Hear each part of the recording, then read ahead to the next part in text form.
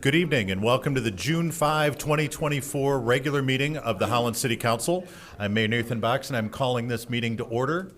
Brenda, would you please call the roll? Yes, Mr. Mayor. Byrd. Present. Freeman. Here. Raymond. Here. Corbin. Here. Soul. Rowan. Here. Shea. Schultheis. Present. And Mayor Box. Present. We have a quorum. Wonderful. We're going to begin this evening as we have for many years, first with an opening prayer, followed immediately by the Pledge of Allegiance, and I would invite you to join us if you're so inclined.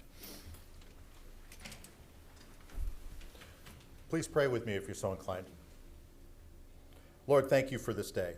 Thank you for the opportunity to serve the people of the city of Holland.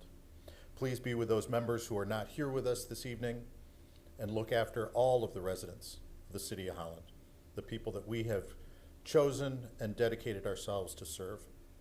Help us listen, help us be good stewards of the resources of the people of the city of Holland, and help us make the decisions that are best for them on their behalf. In your name we pray. Amen. I pledge allegiance to the flag of the United States of America and to the republic for which it stands, one nation, under God, indivisible, with liberty and justice for all. The next item on our agenda are our consent agenda items. These are items that are considered to be fairly routine and will be enacted in one motion unless and one vote unless a member of the public or a member of council asks to have an item removed from the consent agenda, and then it will be placed in its regular order on the regular agenda. But before I ask that, Brenda, would you please review the consent agenda for us? Yes. 4A, excuse the absences of council members Soul and Shea. 4B, approve the minutes of the May 15 regular meeting and the May 22 study session. 4C, accept executed oaths of office. 4D, claims filed against the city. 4E, a social district permit for Bowerman's on 8th. 4F, a redevelopment liquor license for Tulip City Sports Bar and Grill.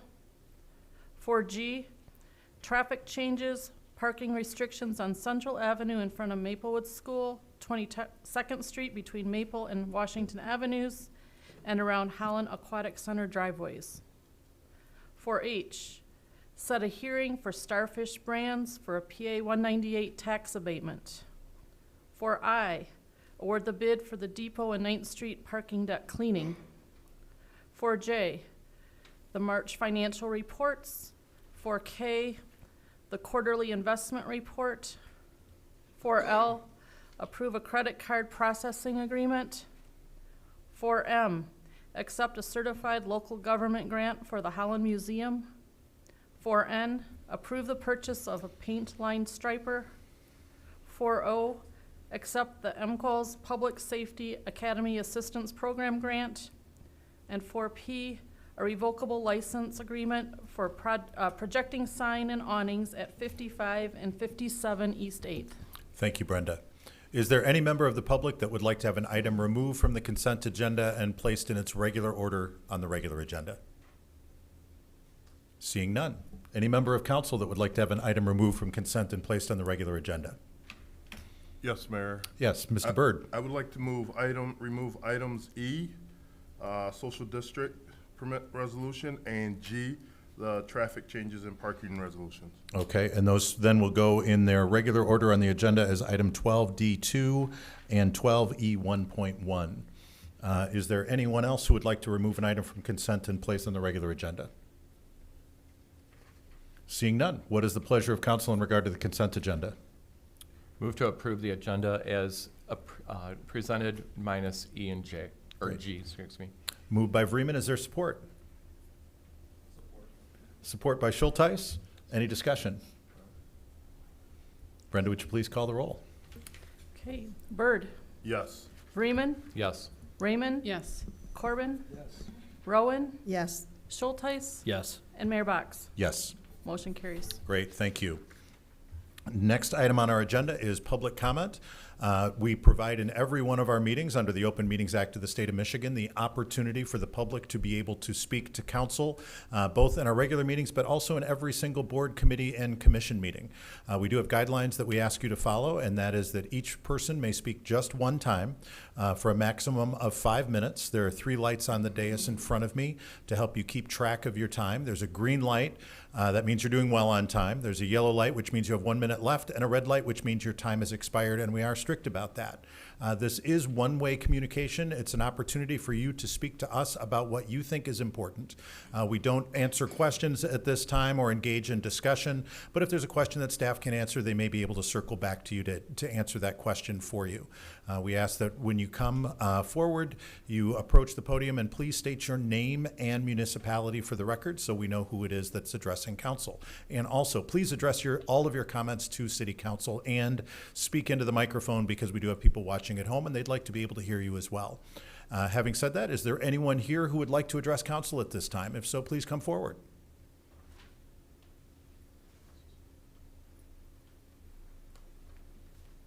And would you please state your name and municipality for the record? Absolutely. Good evening. My name is Ryan Bennett. I'm the business manager of UA Local 174. We're located at 1008 O'Malley Drive in Coopersville. I have the honor and privilege of representing about 1,100 of the finest plumbers, pipe fitters, and HVAC service techs around the West Michigan area. And I'm here just to remind council, as we consider incentivizing projects that include construction, just to remember that those economic activities begin when that first shovel hits the ground. So when we consider incentivizing projects, whether it be through grants, abatements, or credits, that we try to pay attention to where those construction workers are coming from. We've got a very strong and skilled construction community here throughout West Michigan, and we'd love nothing more than to put a whole bunch of Holland residents to work on these local construction projects. Thank you very much. Thank you. Is there anyone else who would like to address council at this time?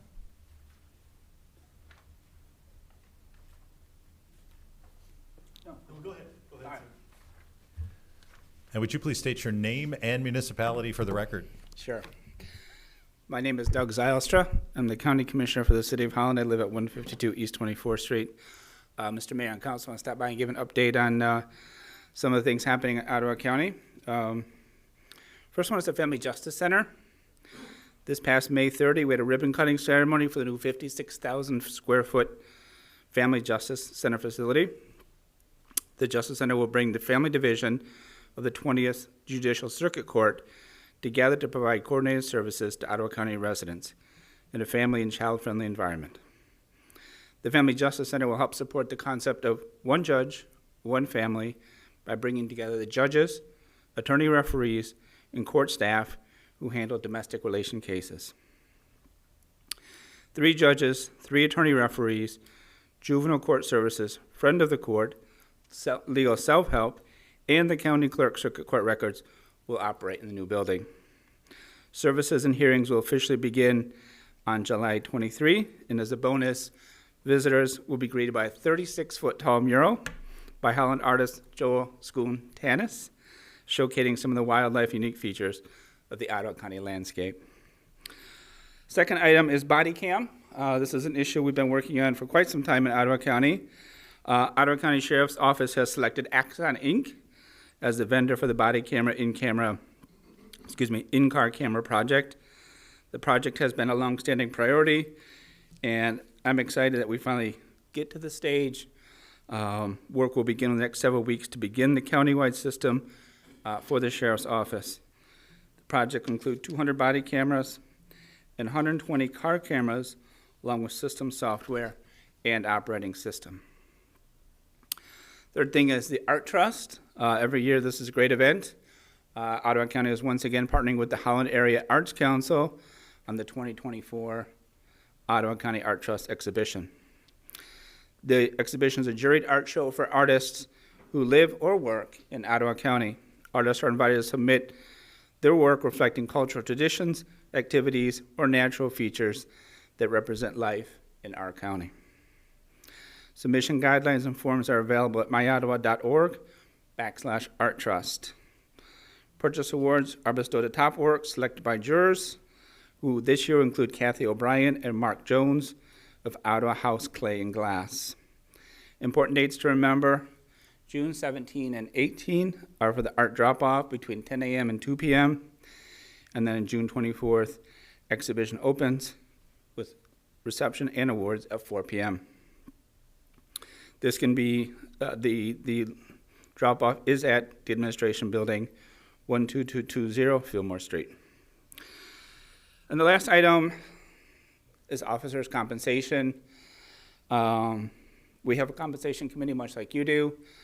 A lot of confusion, I think, regarding the work of the Ottawa County officers' compensation this spring. It is my belief that none of the actions, neither of the original committee nor of the most recent ones, were in compliance with state statute, and that we are currently left without a valid set of recommendations on which to act. Many residents were concerned about these actions. My personal feeling is that the board should have scrapped the work of the committee for this year, unfortunately, and have the board itself determine common sense compensation for all officers, including commissioners, for the next 2-year cycle. Finally, a number of events that you can find me to let you know your thoughts on county matters. I'll be at Juneteenth on June 5, Holland Pride on June 29th, Lout Fiesta on July 20, and I will continue to hold monthly coffee hours and should have an announcement for June Alums soon. Residents, as always, are welcome to reach out directly at dzylstra@myottawa.org or at my personal number, 616-443-4281. Thank you for your time. Thank you. Is there anyone else who would like to address council at this time?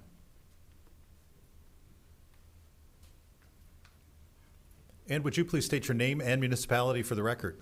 My name is Frank Baker. I'm the sheriff of Allegan County, and I appreciate a little bit of your time tonight. I just want to tell you a little bit about myself. I am running for re-election. I do have an opponent in the primary this time.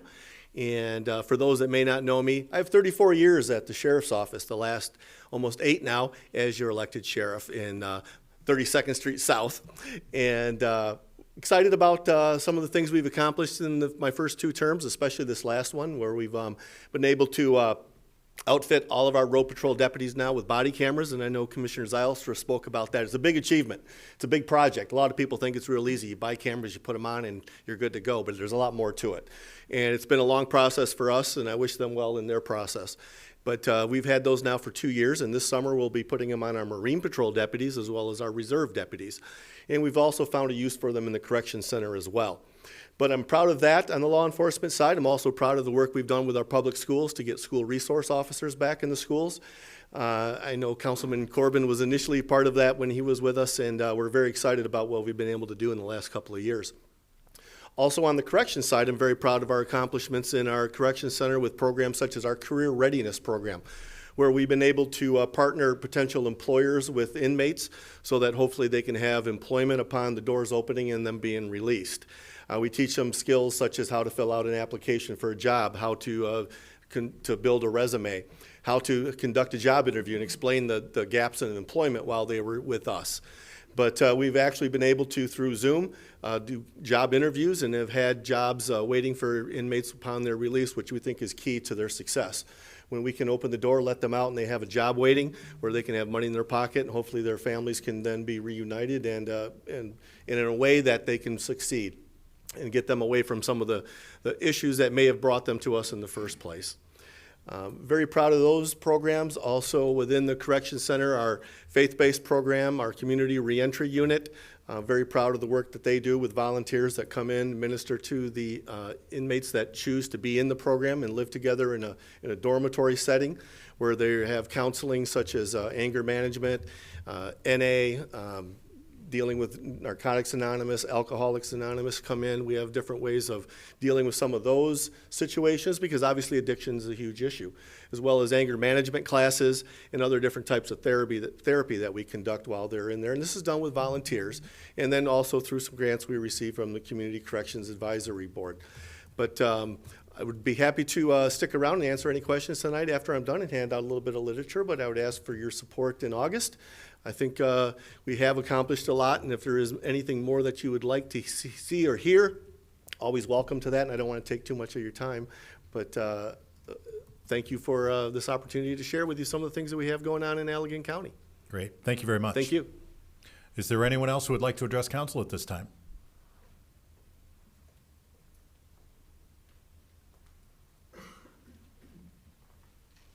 And would you please state your name and municipality for the record? Ann Henriksen, Zealand. I want you to know that I speak at each council meeting as an advocate for religious freedom. Because of the 5-minute limitation, I usually stick to my purpose. I do want you to know, council, that I value the sacrifice of your precious time. We pray for your families and how you have to be away from them to support the government of Holland with your genuine care for the city. Because I am here often, I speak favorably of your efforts. We are thankful for you as servants of the people. Please remember that service to the public takes priority over unity of agreement. I am here to remind the council of their commitment stated in their anti-discrimination ordinance for what your city lawyer promised to the citizens about how this law would allow us to express our faith liberally. Saying constitutional religious freedoms are covered is one thing, but to be clear, neglect and lack of attentiveness is not protection. National April Faith Month, declared by the mayor, is not supported financially or acknowledged in any way by the city of Holland. National June Pride Month came into being by executive order, the Obama era. This was not a congressional vote, a vote of the people. This was politics, the very same politics that held the slaves in bondage by laws and practices. It is what you believe and what you allow in the action of laws that is the determination of discrimination, like Jim Crow laws. I would ask you as council members, the city manager, the city lawyer, and the mayor to look into the city clerk's training in how to process an application permit for the use of the Holland Park bandshell. The event was titled Jesus Rally on May 26. 3 area churches' application to have a Sunday service in Holland Park bandshell was denied. The city clerk said the application is denied because of the policy, which I have read, is any use of the bandshell must be sponsored by a department. Today, when I asked the department, when I asked what department she would recommend or what should a church do next, she said they had to find a department to sponsor them on their own. She was embarrassed. I am waiting for a call back from Andy Canyon. In other words, there is not a department that would sponsor a faith-based event. That sounds like a tactic that was once used for racial discrimination against Hispanics and blacks. A venue coordinator for the Concerned Women of America is looking for a place to have a worship rally here in Holland, and Holland Park was recommended. National April Faith Month is created by Concerned Women of America. Which department would accommodate this event? Call me and I will contact the event coordinator as how to move forward. I would like to touch briefly on the last council meeting of the graduating high school students who are the Student City Council. What a wonderful opportunity Mayor DeBoer had to incorporate students into government. May 15th, it grieved me to see 2 students not stand for the pledge. I doubt it was for religious freedoms. It is suspected this is evidence of teaching critical race theory. Some of the students are obvious LGBT supportive from previous council meetings. Their sponsoring teacher made it clear in her reaction to my previous public comments about faith that such comments are disturbing to her students. So again, what is being taught in the schools? Students of faith are being silenced. The teacher's private comment to me is that prayer and faith should stay at home because of moral intolerance. There was also a young woman who got up and spoke, and she made a comment at the end of her comments, according to what I had said, that there are other religions besides Jesus. When I told friends about this, they smiled and said that Jesus is alive and not a religion. It is our freedom of expressive speech that spreads the salvation message of Jesus Christ and freedom from sin. Just wanted to make another comment. That Mr. Mayor, that is 5 minutes. I'm sorry, your time has expired. Is there anyone else who would like to address council at this time? And would you please state your name and municipality for the record? Yes, my name is Bob Hamilton. I live in the city of Holland, and I'm here as a representative of the Human Relations Commission, City of Holland. As Commissioner Zylstra pointed out, this month in June, we have the fourth annual Juneteenth celebration in Collin Park from 2 to 7. You're all invited and encouraged to attend. That is sponsored by the IM Academy. And then again, June 29, we have a plethora of celebrations this month. Holland Pride, Centennial Park, sponsored by Out on the Lakeshore from 12 to 5. And then finally, you probably all know that every February, at the first meeting after Martin Luther King Day, we award social justice awards. The Human Relations Commission is trying to be a little more proactive in getting nominations for those awards. Typically, it's been left towards the end of the year, which is invariably made busy by the holiday season. And so this year we're taking applications a lot sooner, beginning now, looking for names so we have time to vet people, and we just want to get the word out that those applications for the for the Social Justice Awards, you can make those applications now. You can nominate people now, and we just want that in everybody's minds throughout the year so that you make the nomination when it occurs to you rather than waiting till the end of the year and might not remember somebody who you might want to nominate. So we're accepting nominations. Thank you. Great. Thank you. Is there anyone else who would like to address council at this time? Seeing none, I will close the public comment period. Next item on the agenda, item number 7, special order of the day, public hearings with Community and Neighborhood Services, a PA 198 tax abatement for LG Energy Solution Michigan Incorporated Phase 1 renovation. Mr. Van Beek. Thank you, Mr. Mayor and Council. We're all getting used to, you don't have to listen to me talk on these anymore because Mark Myers is taking over this role, and we really appreciate it. And not only on this project, but we got a lot going on right now. So, Mark, I really appreciate you being here. Well, thank you, Keith. And I'm going to try to get to the slides. Not working. There we go.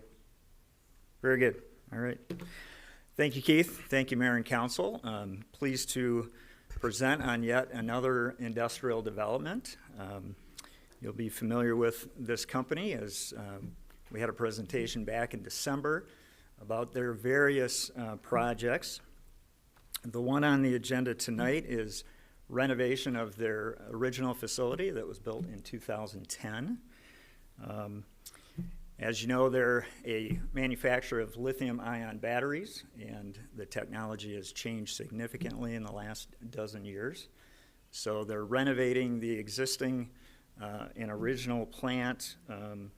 They're also putting in all new production lines, switching out all of their production. So the investment related to this tax abatement request is approximately $82 million in real property improvements to the existing facility. When you add the personal property and the production equipment, that increases to almost $182 million of investment. This project will help retain the existing 1,030 employees.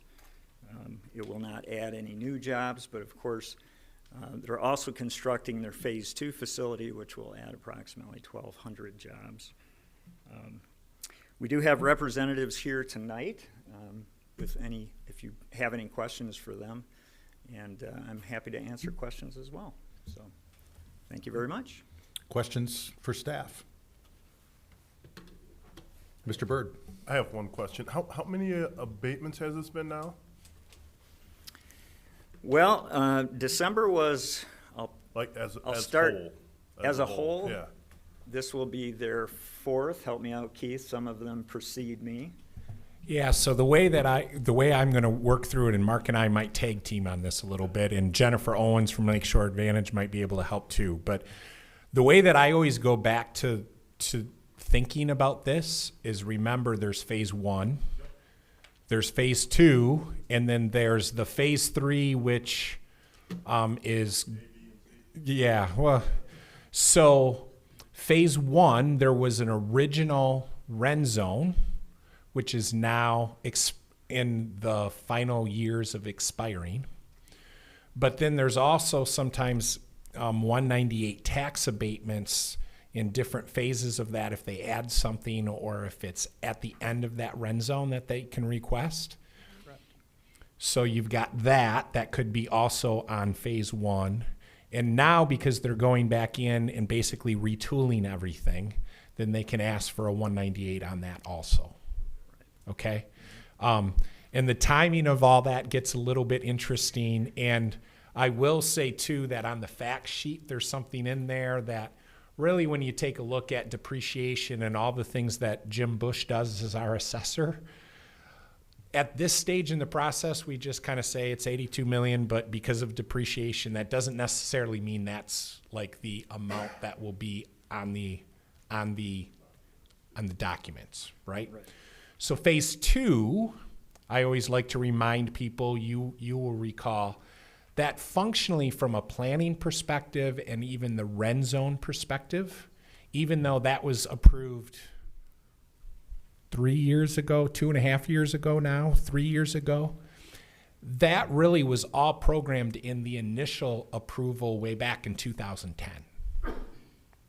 So that also has a REN zone. And I don't think that there's a 198 over top of that, partially because the REN zone, and it hasn't even opened yet, right? And then phase 3, we don't have anything that's through the planning process yet, and we don't have anything that's applied for an abatement. However, we did sign the development, actually an amended development agreement, and kind of in all of that, we've referenced that eventually we understand that they'll apply for a 198, but not a REN zone. Clear, really clear, right, Quincy? Very, very. So I would say probably close to 6 to 7 so far then, altogether combined, about approximately. Okay. Just a question I had, something I was thinking about, so thank you. Sure. Any other questions for staff? I just want to clarify what you were just talking about, Keith, because Quincy, it's a great point, and I want to make sure the public understands exactly what this request is for. It's for a retooling of phase 1 that was built 12 years ago. Correct. It doesn't have anything to do with phase 2, correct, which has not even opened yet, and it doesn't have anything to do with phase 3, which we don't even have a site plan in front of us yet for. It's all the way back to phase 1 and the retooling of the factory for phase 1 because they need new equipment, because that equipment after 12 years, the technology has improved significantly, that it's an additional investment in phase 1. That is correct. Okay, I just want to make sure that was clear. Any other questions for staff? All right, great. Thank you very much. All right. Thank you. No, I do have a question. Oh, for I'm the- sorry. no, but I I'm have a sorry. question Go for ahead, the- Ms. Raymond. I have a question for the applicant. Oh, certainly, yes. I was wondering, there was somebody who presented earlier today about constructions, the folks who come in and actually do the retooling and do the construction. I was just wondering, do you use your existing staff to do this kind of project, or are you where are your construction workers coming from? And please come up to the microphone so that folks at home can hear you as well.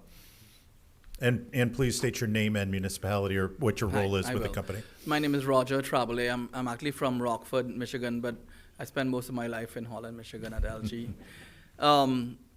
Yes, we use a mix of contractors for construction work and for trade work like plumbing that the gentleman mentioned, HVAC, companies from Holland that have grown with us. A couple of them come to mind, Polarity Electric, another one, and the Egan Company, which is a large company in Michigan. They have grown as we have grown. So yes, there are times when, for instance, steel workers for a large project, the contractors we hire, like for phase 2, we have Yates Construction did a joint venture together with CCC from Michigan, and they will pull on resources as best as they can, and sometimes you get workers from outside of the state coming in. But by and large, the first attempt is to pull workers from the local source, because you're not going to have to pay all the on-costs to put them in accommodation and so on. So at this point in time, we have about 1,000 contractors in phase 2 still under construction, and the phase 1 will have at its peak with this construction project at least about 200 contractors. So hope that answers your question. It does. Thank you so much. Okay. Great. Any other questions for staff or the applicant? All right, seeing none, great, thank you. This does require a public hearing. So at this time, I will open a public hearing. Anyone from the public who would like to address council in regard to this particular item, this is your opportunity, and it is a 5-minute time limit.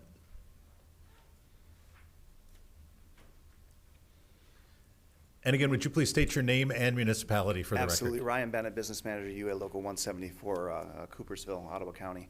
I want to thank Roger. Andy Egan is one of our signatory contractors. They do great work. They've been in business in the West Michigan community for over 120 years. And by and large, these projects that are occurring at LG are staffed by local workers. We just hope that these conversations will continue, and we'll be able to engage with LG to keep that conversation going forward as we work into these other expansion projects.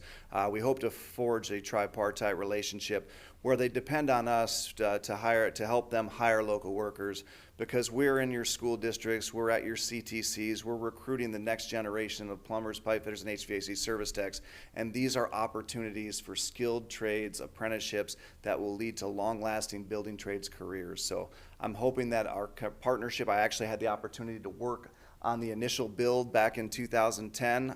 We had members out there when the Obama administration came in, so we have a very great relationship, and we hope to further that with our friends at LG. Thank you. Thank you. Is there anyone else who would like to address council in regard to this particular agenda item? Seeing none, I will close the public comment period. What is the pleasure of council in regard to this item? Move to approve. Moved by Byrd. Is there support? Support. Support by Raymond. Any discussion? Yes, Mr. Byrd. Yes.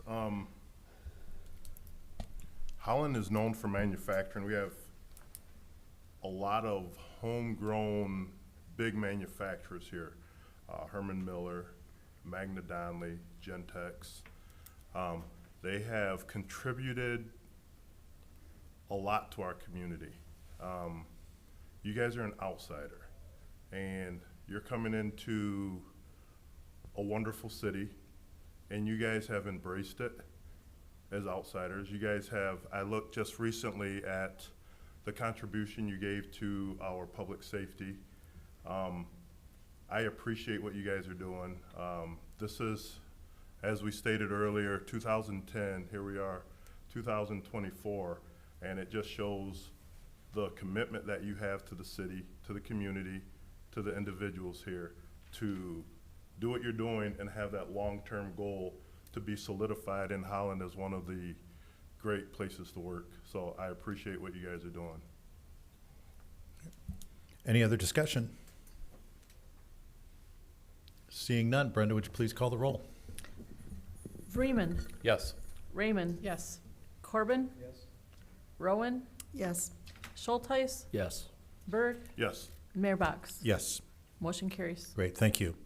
Next item on the agenda, item number 9, written petitions and communications. In addition to the opportunity for the public to speak to us at our meetings in person, we do also have an email address, and those emails will be received and reviewed by all council members.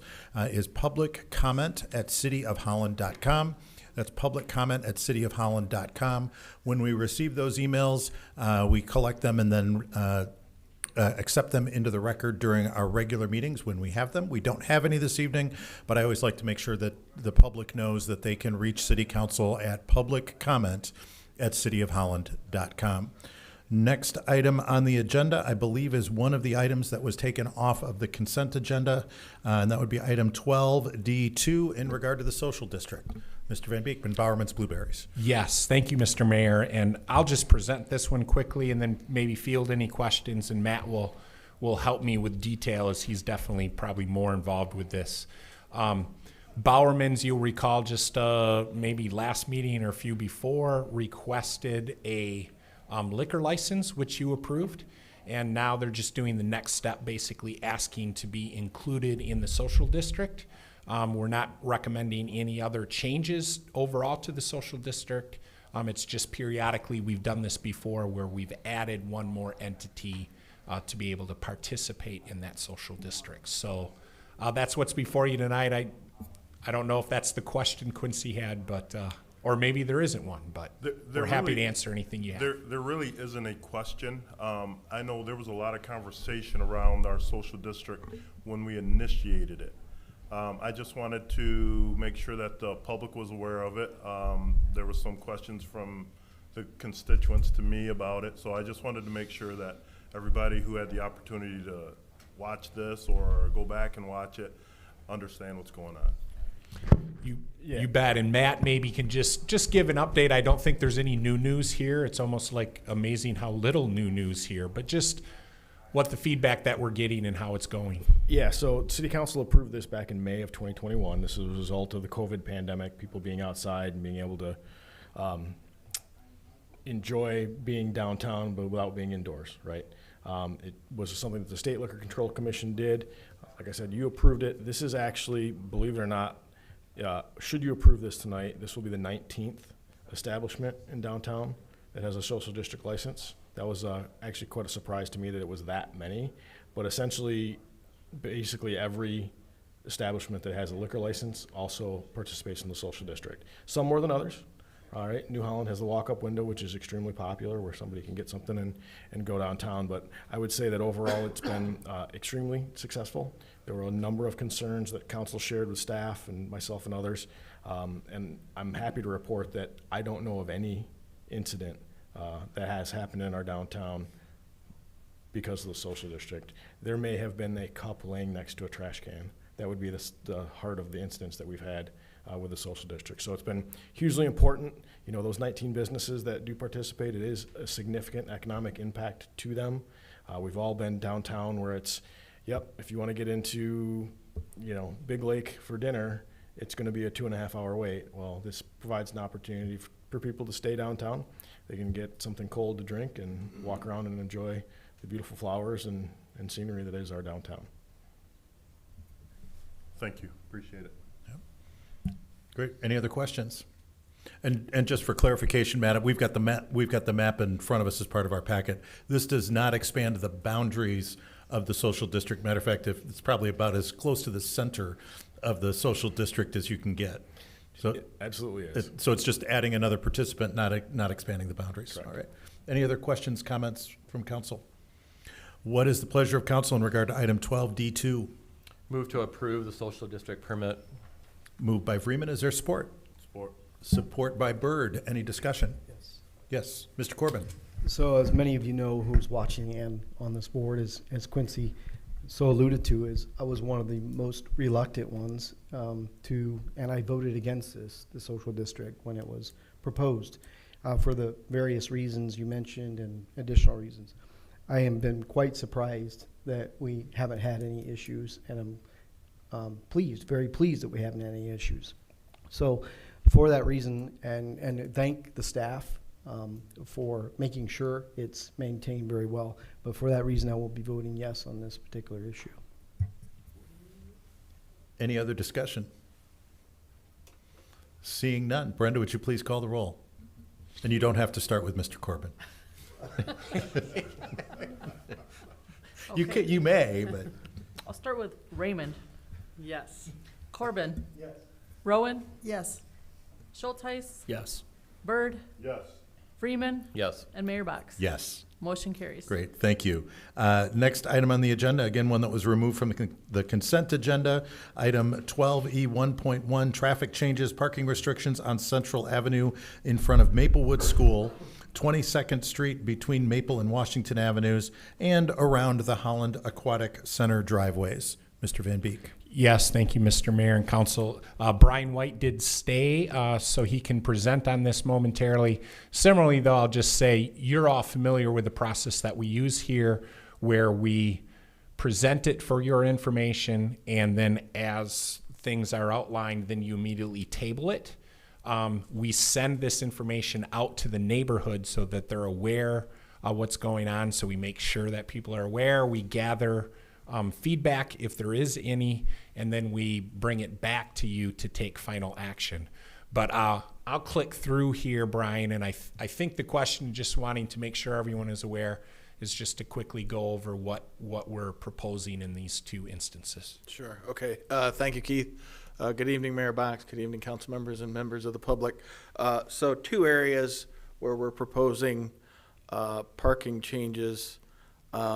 The first being in the Maplewood area, near Maplewood School there on Central Avenue, and actually removing some historic signs when that school was utilized as I believe it was an elementary school. So it's now being utilized, I think, as a pre-K school, and there's some changes that we're proposing to allow pick up and drop off right along the school, the frontage there on what would be the east side of Central Avenue. So that's the one there by Maplewood School, and there is some photos there that are up on the screen.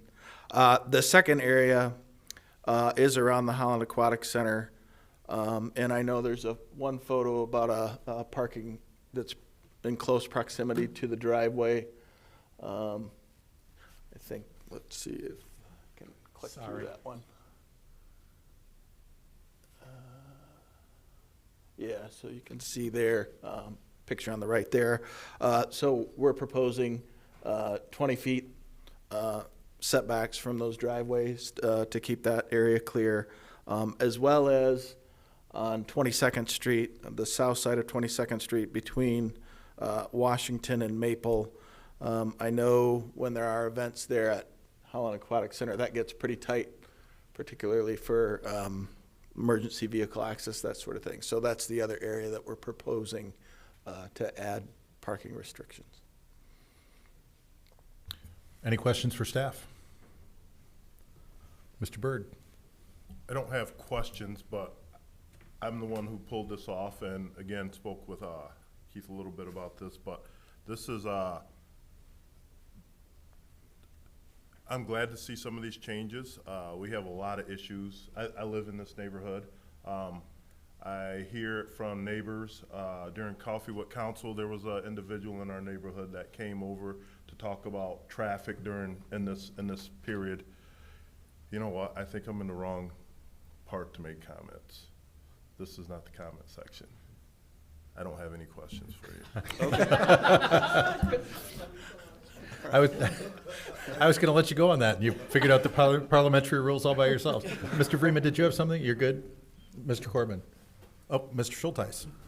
Yeah, so Keith, I love the action requests. For clarification, the action request recommendation recommends that City Council postpone the proposed traffic changes. I'm assuming the recommended action is that we approve. Is that accurate?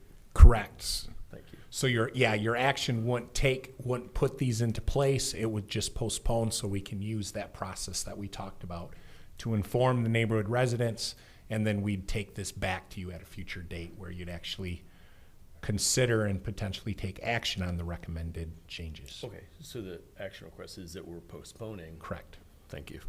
Yeah, thank you for clarifying that. I was going to clarify that before we voted, and I think probably an appropriate motion would be to approve the recommendation of staff, so that just keep it simple that way.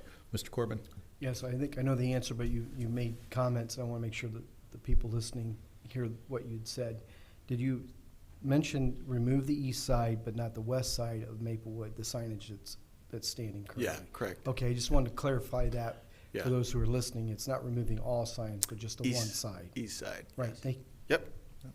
All right, any other questions for staff? Yeah. Ms. Raymond? The south side of 22nd between Maple and Pine, is that like, I feel like did I see like you can park here on Sundays signs? Or Yeah, what's- so this is only between Washington and Maple. Yeah, And so this is right along the Holland Aquatic Center frontage there. Yep. So those other signs are actually a block to the east. yeah, so Yeah. is that what it says there? Like It is, yeah, So you I- can't park on a regular day Yeah. on the south side between Maple and Pine Yeah. either, just on Sundays, is that right? Yeah, I believe, if my memory serves, that's what, those signs are pretty unique. But, and that's basically the one block to the east. Yes, okay. Yep. Any other questions for staff? Great. Thank you, Brian. Appreciate it. Thank you. What is the pleasure of council in regard to item 12E 1.1? Move to approve. Motion by Byrd. Is there support? Support by Vreeman. Any discussion, Mr. Byrd? Let me rewind. So this is really just a, like I stated before, there's been some conversation around this neighborhood and everything, so I just wanted, as much, I know this process is kind of longer and there's communication, but I wanted to get a jump on that, and everyone who is available to listen or see or watch, that they would have this information right away, so. That area gets crazy during swim meets. So anything that we can do to make it safe, and I applaud it, so. Mr. Corbin. Express my gratitude to the traffic committee as well. Brought the attention of the Maplewood School District area that we're talking about or speaking on the one issue. We had a time where we had some repaving done too, and chip away and then repaving in that area. And we didn't replace the crosswalks or the paved crosswalks. A lot of signage issues. So it really became very confusing down there. So appreciate the traffic committee looking into it. The lines have been repainted. Very happy about that for the children crossing. This will alleviate any misunderstanding where parents should park and how they should offload their children, and again, making it safe. So thank you to the traffic committee. Appreciate it. Any other discussion? Brenda, would you please call the roll? Mr. Mayor, I'm sorry to Oh, interrupt. yes. I heard a motion to approve, and just for clarity on the record, it's a motion to approve the recommendation by council. Would that be correct? That's correct. Mr. Byrd? All right. Yep. And is that what you supported, Mr. Vreeman? Yep. Correct. All right. Great. Thank you. Thank you, Vince. All right. Brenda, would you please call the roll? Corbin, Yes. Rowan, Yes. Schulteis, Yes. Byrd, Yes. Vreeman, Yes. Raymond, Yes. Mayor Box. Yes. Motion carries. Great, thank you. Next item on the agenda, item 12, Echo 6.1, gifts. Would you please review the gifts for us?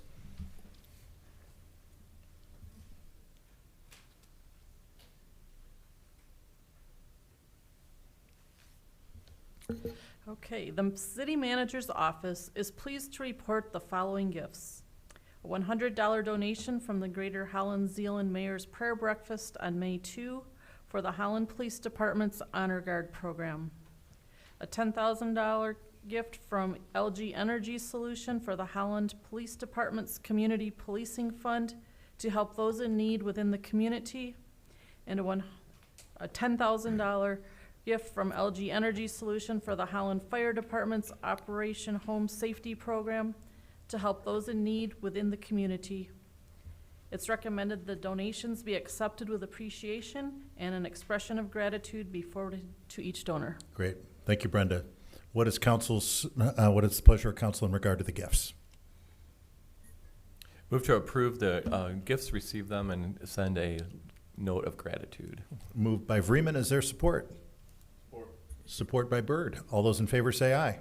Aye. All opposed, same sign. Motion carries. Next item on the agenda, item 12, Echo 6.2, Human Resources, the 2024 Wage and Classification Study Results and Recommendation. Mr. Van Beek. Mike Schulteis has made his mark on council. We appreciate that. Very pleased to bring this forward and in a moment introduce our HR director, Jennifer Orm. She has worked very hard on this, also with a lot of other people especially Veronica from her office. A lot of work on this. I appreciate that very much, and I think our employees appreciate it also. When Jen came first to the city, and then I joined her here a couple years after that, this was a high priority that we had. That was not a regular practice of the city outside of just doing cost of living adjustments and then maybe kind of doing wage and classification adjustments kind of on a onesie basis, which I'm not saying that like it was horrible or anything before, but this is a good best management practice that we first did about 4.5 years ago, that really takes a look at everything in a whole, and then following up on that best practice to revisit it periodically.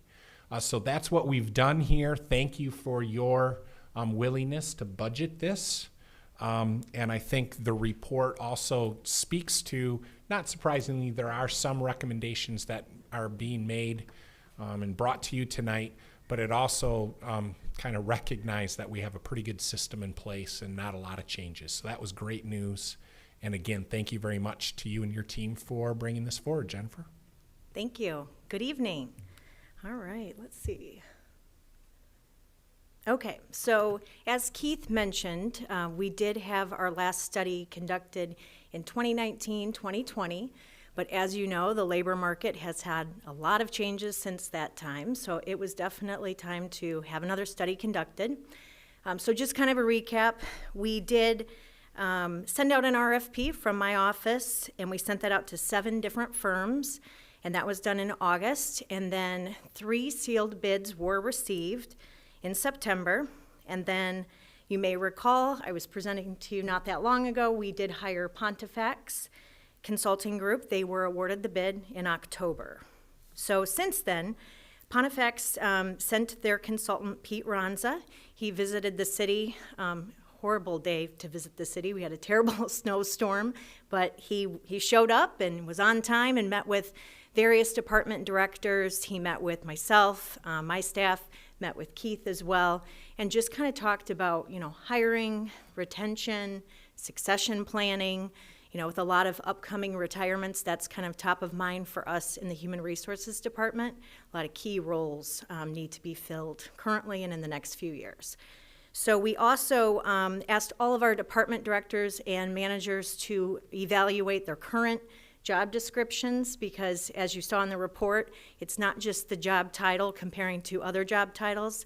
It really is the description of what that job includes. So the knowledge, the experience that's required, and then also just what the level of responsibility is in that position. So he really did a thorough job. We sent him back with all of our wage information, sent him back with updated job descriptions, so that's a great exercise to do as part of this process, and I felt really positive about that process. So then Pete began his work with his other staff at Pontifex. So between February and May, he was benchmarking our city positions, job descriptions, compensation data against 14 different municipalities in West Michigan. But then also looking at some of our positions we're competing against the private sector, like IT, human resources, finance. A lot of those positions were competing with the private sector for talent. So he did take that into mind, and you'll see that as part of the attached report as well. So there were a lot of phone calls, a lot of Zoom meetings, just to really answer his questions as he was benchmarking that data. Just wanted to make sure that it was accurate and that he was comparing apples to apples or as close as possible. So, just got one slide here from his report, but as you saw, it's a lengthy report. So this was good news.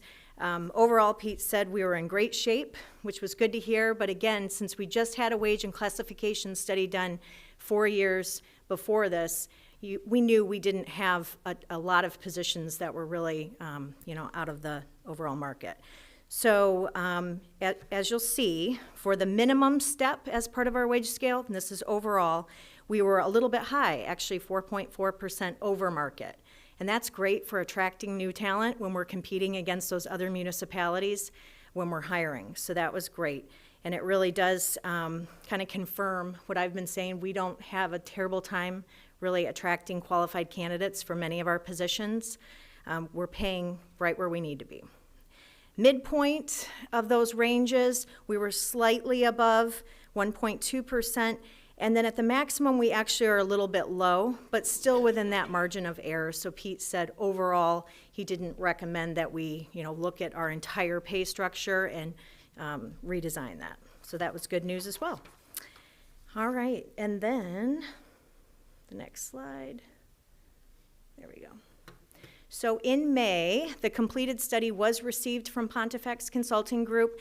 It's attached in your packet, as well as the RFP and his proposal. But there were several changes, not a huge budgetary impact, which is great news. 2 of the changes were just in regards to the Fair Labor Standards Act. So that's taking some positions that are currently non-exempt, and they are able to receive overtime for anything over 40 hours. Looking at those positions, comparing that data, he came back with 2 recommendations to actually make those positions exempt. So that was part of the process. Both of those positions were also reclassified, so they are seeing an increase in pay, but they are losing that overtime capability. And then there were 2 positions that he actually recommended a downgrade. One was in the finance office, and the other is in the Parks and Recreation Department. So we looked at those positions, and actually the Parks and Recreation Department, we were currently recruiting when this report came back. So Veronica and myself actually went ahead and downgraded it and posted it at that lower level. And we actually filled it internally with a seasonal employee that is doing a great job. So that just happened in May. That person was hired for that position. And then the other department was in the finance department, and that was our assistant finance director position. You may all know Michelle Price just recently retired after 38 years with the city. We miss you, Michelle. Big shoes to fill. But we looked at this as an opportunity to kind of, right-size things in the finance department, because there's been a lot of changes with technology. They have a new ERP system. Duties have been reassigned to different folks. So you'll see in the report that the finance department did have quite a few of the recommendations for changes, but it was based on what the current department needs are, and Lynn was really involved in that process with Pete and with myself. So we actually brought down the assistant finance director position, but then you'll see the assistant treasurer was then reclassified to a higher level, and now we have internal equity between those 2 positions. So that was a really good move, and we were happy to see that that was a recommendation. And you can see in the report that the data, it does justify that type of change, because we were much higher than market when compared to the other municipalities. And then there were 18 positions that there were recommendations for a reclassification or an upgrade. And so those folks, there's 22 employees that will be impacted should this be approved tonight. So I will be sending out emails tomorrow letting them know that their position has been reclassified and then what step that they would be on. And also 3 title changes with no other impact. The first one was really to just modernize the department assistant position. We had department assistant 1, department assistant 2, and department assistant 3.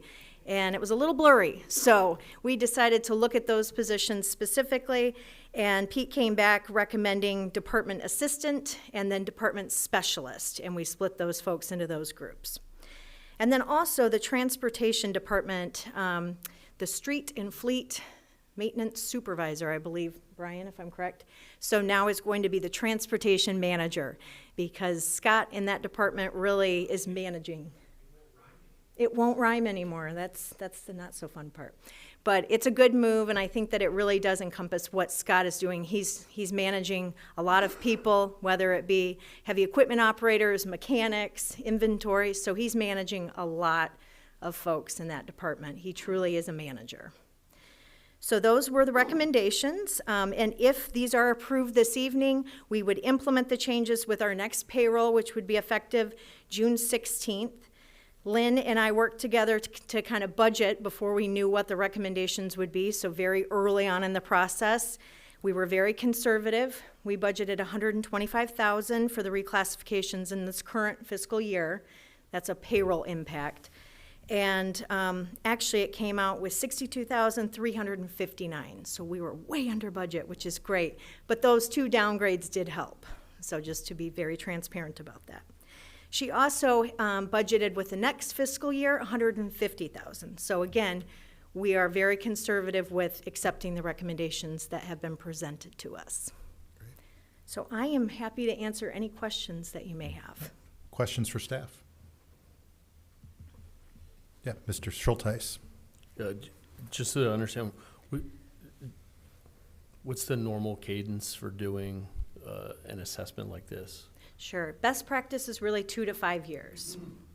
So we try to, since Keith and I have both been on board, I've been here 8 years, Keith has been here about 6. This is our second study. Okay, thanks. And then the slide that's up, doing the math, it's 25, right? But the top line, the 2 FLSA changes are encompassed in the other 23, right? Am I reading that right? Yes, so Okay. those are included, yes, in those 23 positions that will be impacted, yes. Any other questions for staff? Oh, great. Thank you, Jen. Thank Appreciate you. it. Yep. What is the pleasure of council in regard to this item? Motion to approve as presented. Moved by Schulteis. Is there support? Support. Support by Raymond. Any discussion? Seeing none, Brenda, would you please call the roll? Rowan. Yes. Schulteis. Yes. Byrd. Yes. Freeman. Yes. Raymond. Yes. Corbin. Mayor Box. Yes. Motion carries. Great, thank you. Next item on the agenda, item 13, communications from the city manager. Mr. Van Beek. Thank you, Mr. Mayor and Council. I will go quick this evening. Just a couple things. At this point, we're looking to cancel study session, kind of as I've outlined in my Friday communications for next week. But we'll make up for it the last study session in June, and then we'll see if we can get them all in one night or 2 study sessions in July. One of our goals has been for you to have just an update. They don't report to you, but kind of a community update from our 4 authorities, which would be MAX, the Holland Aquatic Center, the airport, and the library. And then we're going to throw in 2 bonuses in there. We're also looking to have Lakeshore Advantage and the Outdoor Discovery Center also come in because we partner with them on a lot of things. So we're working on that, so that will be some summer ads for you all. And then just the last thing, I know I'd communicated, but really excited. A lot of extra work. There's a lot of extra work or a lot of work going on at the city with changes in finance systems and kind of the rush of tulip time and Memorial Day and all of that. And then certainly we're very excited that the fire station on Waverly and 32nd, in fact, I had a little video of it that I shared of making the first run out of that a little over a week ago. So lot of transition, including right now that Collin Park now is closed down and starting the reconstruction process. So a lot of things going on, but exciting things. So we're excited to continue making progress. And that's all I have. Thank you. Great, thank you. Next item on the agenda, item 14, appointments and communications from the mayor. I do have an appointment this evening. One of the things that sometimes I even forget about is that under the city charter, the charter authorizes the mayor to make the appointment of the city attorney with the advice and consent of the city council. And I do have a recommendation for council tonight for the reappointment of Vincent L. Duckworth as the city attorney and the city attorney for utility affairs. Vince has worked with us over many years and even a longer period of time working with the firm Cunningham Dahlman, and that institutional knowledge, I believe, is invaluable to this organization to have that much experience, that much understanding of how this city government works. I believe that Vince has done stellar work for us over the years, as has his predecessors. There is also a new rate schedule. And Vince, I looked at that rate schedule, and if people in the public don't know, I'm an attorney as well, and you charge less than I do. So that made me feel pretty good about it. So I am asking for a motion from council in regard to my recommendation for the reappointment of Vincent L. Duckworth as city attorney with an effective date to commence on July 1st of 2024 with a term of 2 years, and to adopt the proposed rates for legal services charged to the city of Holland and the Holland Board of Public Works. Are you looking for a motion for all of that in I'm one? all in one. Move to, to make the motion of everything you just said. Oh, wonderful. Thank you, Mr. Freeman, and support by Ms. Rowan. Any discussion? Yeah. Yes, Ms. Raymond. Yeah, I think it would be great, Vince, if you could just talk a little bit about the vast experience that you do have, just to tell the public and us and some of the new folks about your expertise. Great, yes, thank you. Well, as the mayor indicated, I've been with Cunningham Dahlman for 22 years. All 22 years I've worked as a deputy city attorney or city attorney for the last 2 years. Prior to coming to the city of Holland, I was assistant law director for a community in Ohio, Lima, Ohio. So I worked as an assistant law director there, I think for 3 years.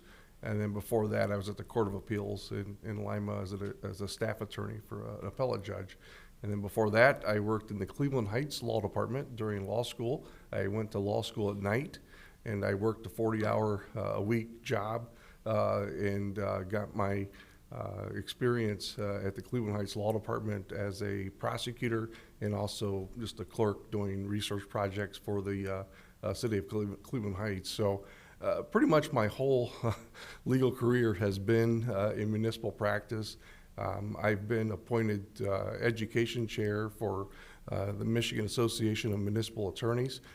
So basically that role requires putting together programming every year. We have conferences, and we solicit speakers on emerging issues in municipal law. But one of the benefits that I found being the chair of that committee is I get to talk to other attorneys all the time, municipal attorneys. So I get to talk to Traverse City's attorney, Grand Rapids attorney area, and Ann Arbor attorneys, and also some East Side attorneys. And one of the things, I say it's a club, but municipal attorneys, we tend to see issues a lot that kind of come up in our practice throughout the state, and we can kind of talk about them and try to exercise best practices and to really help our communities. And so it's something I really enjoy doing, and I really appreciate the mayor making the recommendation, and I would appreciate this council supporting that and having trust in our office and me to continue in that role. Any other discussion from council? Yes, Mr. Corbin. Just full disclosure, my relationship between me and the council to be, his first practice in Lima is 15 minutes from my hometown, so Findlay, Ohio. So he is a colleague or a fellow Buckeye, let's just say. So just full disclosure there. That doesn't it does not have any reason of my vote, but just wanted to make sure we let that known. And any other discussion from council members? Great. Brenda, would you please call the roll? Schultheis. Yes. Byrd. Being a Michigan fan, I'm going to say yes after 3 years of victory and more for 4. Freeman. Yes. Raymond. Yes. Corbin. Yes. Rowan. Yes. And Mayor Bucks. Yes. Motion carries. Great. Thank you. Congratulations, Vince. Excited to continue working with you. I do also have two proclamations this evening. First proclamation is in regard to designating June as Pride Month. Whereas nationwide, individuals who identify as lesbian, gay, bisexual, transgender, queer, intersex, or asexual, LGBTQIA+, celebrate Pride Month each June. And whereas we commemorate the events that took place more than 50 years ago at the Stonewall Inn in Manhattan, New York, on June 28, 1969. And whereas LGBTQIA plus Americans have achieved significant milestones, ensuring that future generations of people in the United States will enjoy a more equal and just society. Still, members of the LGBTQIA plus Americans face discrimination. And whereas in passing City Ordinance 1784, the city provides protections of the rights of all persons against discrimination in employment, housing, public accommodations, or public services based on age, race, national origin, color, disability, education, familial status, sex, sexual orientation, gender expression, gender identity, marital status, religion, source of income, or weight. And whereas on March 16, 2023, the state of Michigan followed, also expanding the Elliott Larson Civil Rights Act to prohibit discriminatory practices, policies, and customs in the exercise of those rights based upon sexual orientation, gender identity, and gender expression. And whereas we value the cultural, civic, and economic contributions of the LGBTQIA community and organizations like Out on the Lakeshore and the PFLAG Holland Lakeshore, our first lakeshore organization to support LGBTQIA plus people, their parents and families, and allies. And whereas, as a municipality, we value and welcome all people, regardless of age, disability, education, familial status, religion, sex, sexual orientation, gender expression, gender identity, marital status, or source of income. And whereas it is the desire of the city to promote opportunity, access, and belonging for all those we serve, and for those that find themselves in our community. Now, therefore, I, Nathan Box, Mayor of the City of Holland, Michigan, and members of the Holland City Council proclaim the month of June as Pride Month. We recognize the rights inherent in our United States Constitution, the state of Michigan, and municipal code. We encourage our community to support the LGBTQIA plus community and actively promote the principles of liberty, justice for all, and encourage participation in community events to show support for the LGBTQIA plus neighbors during the month of June. Given under my hand and the seal of the City of Holland, this 5th day of June, 2024, Mayor Nathan Box. I do also have a second proclamation this evening in regard to Juneteenth. Whereas on June 19, 1865, 2 years after President Lincoln issued the Emancipation Proclamation in 1863, enslaved Americans in Galveston, Texas, received word that they were free from bondage and were recognized for the first time as citizens, equal in person and property rights with their former masters. And whereas, acting as the date of emancipation, June 19th became a long-standing day of celebration, known as Juneteenth, honoring African American resilience and the end of slavery and encouraging unity and respect for all. And whereas across our city, state, and country, we join hands in acknowledging the centuries of struggle, courage, and hope, and the work of the abolitionists, teachers, civil rights advocates, attorneys, public officials, and neighbors who have helped make real all the principles outlined in our nation's founding documents. And whereas we acknowledge our history and work collaboratively to address systemic racism, remove barriers, and provide opportunity for all. And whereas we celebrate the African American leaders and our African American brothers and sisters who have made indelible contributions locally to enrich our community and bring awareness around the needs of the community. And whereas the City of Holland stands in full support of the I Am Academy and our collective work to empower African American adolescents to achieve their full potential by centering their identity, cultivating relationships, supporting educational success, providing college experiences, facilitating job readiness, and supporting educational readiness, ultimately changing the narrative and trajectory of our African American youth. And whereas we commit to work toward greater accessibility and opportunity for all. Now therefore, I, Nathan Box, Mayor of the City of Holland, Michigan, and members of the Holland City Council, proclaim that the City of Holland celebrate June 19th as Juneteenth. As part of our commitment to anti-racism, racial and social justice, encouraging a day of reflection, recognition, acknowledgement, and healing. Further, we encourage community participation at the Juneteenth celebration on June 15th at Collin Park. Given under my hand and the seal of the City of Holland this 5th day of June 2024, Mayor Nathan Box. I do also have one other comment. About 10 days ago, we had a Memorial Day celebration here in Holland, parade on a rainy and blustery and a bit cold day. Members of Holland City Council, along with a large number of veterans and other community members and bands, marched in the parade in the rain and then had a wonderful ceremony at an absolutely breathtaking Pilgrim Home Cemetery. If you have not seen Pilgrim Home Cemetery during the Memorial Day week, I encourage you to go next year. Hundreds and hundreds of flags in the park. It looks great, in no small measure to our incredible Parks Department staff, as well as about 100 volunteers who volunteered on the Community Impact Day organized by the Holland Chamber of Commerce, weed whipping hundreds of the stones and mowing and making that park absolutely beautiful. Great program on Memorial Day, and I am incredibly impressed, always incredibly impressed as council walks the parade route, the hundreds of city residents who come out for the parade. And on this year on Memorial Day, it was cold and it was rainy and the streets were lined the entire parade route. And that's a long parade route from downtown out to Pilgrim Home Cemetery. The incredible amount of respect that the community shows to the veterans and especially to the Holland Police Department Honor Guard.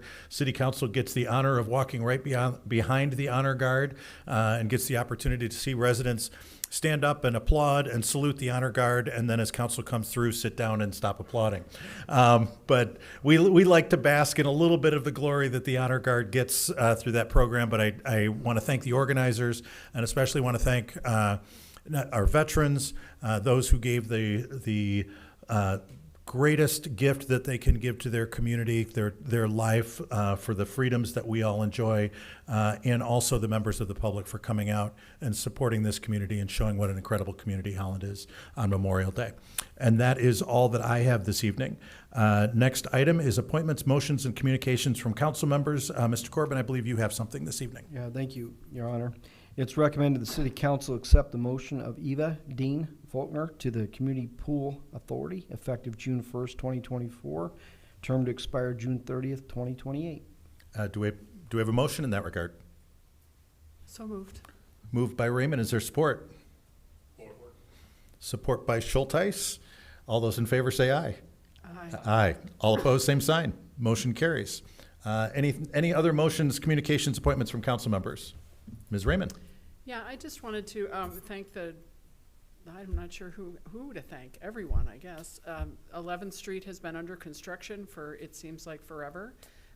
People have been terrific, communicating with the construction folks out there. There was a number of neighbors who baked cookies and brought out, something to drink for the construction workers. They have specifically mentioned to me how communicative they've been and how transparent they've been about timing and things that have been going on. Keith, you responded to one angry neighbor, and I appreciate your response to her and trying to, get an explanation out there about how this was going on, because it was a mess. But it is beautiful now. I just drove by today, and now the blacktop is down. It's just looking really wonderful.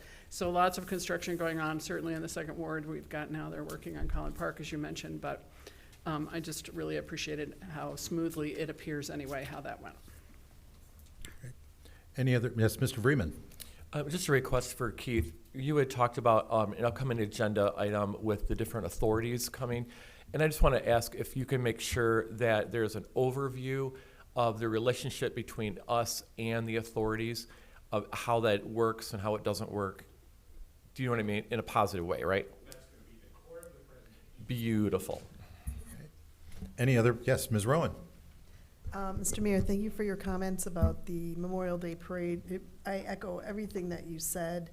As I continue to go through these firsts, I'm just continually impressed by the giddy up of our crew, our city workers to flip the city multiple times in May for Tulip Time, for the Memorial Day Parade, the flags everywhere. I mean, it was wonderful to experience that, and I'm grateful that we have such events, and I too was just amazed at the number of people that came out on that cold, very cold, rainy route, and everybody was just in the best mood. Nobody was complaining about anything. It was just really wonderful to be a part of it. So I want to thank everybody, you know, especially the Parks Department with all of their efforts to just make that a solemn, wonderful event that you feel the breath of the holiday that we were celebrating. So thanks for your comments, and I completely agree. It was really wonderful to be a part of.